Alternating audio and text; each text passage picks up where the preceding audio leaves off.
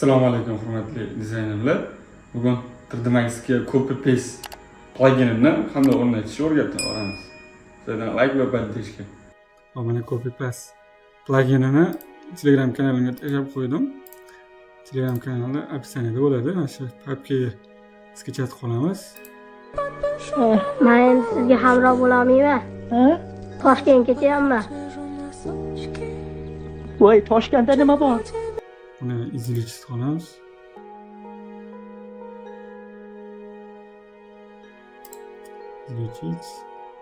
Izlashimiz okey. Bo'ldi. 3D Max ochib olamiz. Mana shuni kopiya qilib bitta tashlab olamiz. Bo'ldi. Endi customize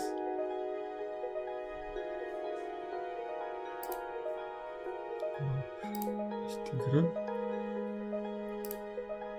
toolbars juda qoldi. New ochamiz, kopiya deb yozamiz.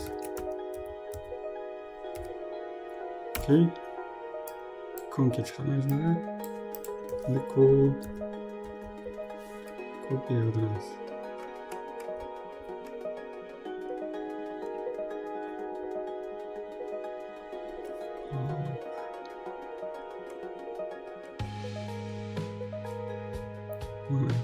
Copy object to file deganini bu yerga o'tkazib olamiz. Bu yerga tashlab olamiz. Mana nomini o'chirib tashlaymiz. Copyni o'zgartirib olsin.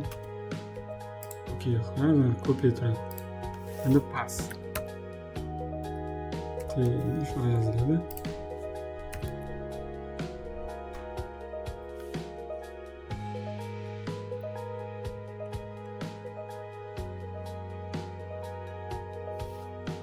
Paste object file to from file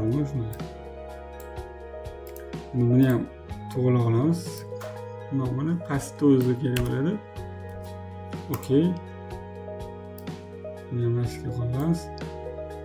Xbox chiqitamiz. Saqlanishi uchun yana har safar kirib turib customizega kirib turib buni aniqlay olmaslik uchun, saqlanib qilish uchun buni bitta X bosib chiqib ketamiz. Saqlanib bo'ladi.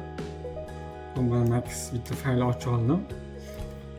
Oddiy misol, mana shu modelni boshqa faylga o'tkazish uchun mana bitta objekt qilib import qilib, export qilib o'tirish kerak edi. Bunga ko'ra mana shu copy paste eng afzali. Copy qilamiz. Bitta bosamiz. Yozuvchi kutamiz. Keyin boshqa Max fayliga o'tamiz. Bu faylga plus pass qilsak bo'ladi. Zetamiz, mana tushdi. Shu eng afzali shu. Sizlardan bo'ldi, ishladi. Sizlardan like va podpiska.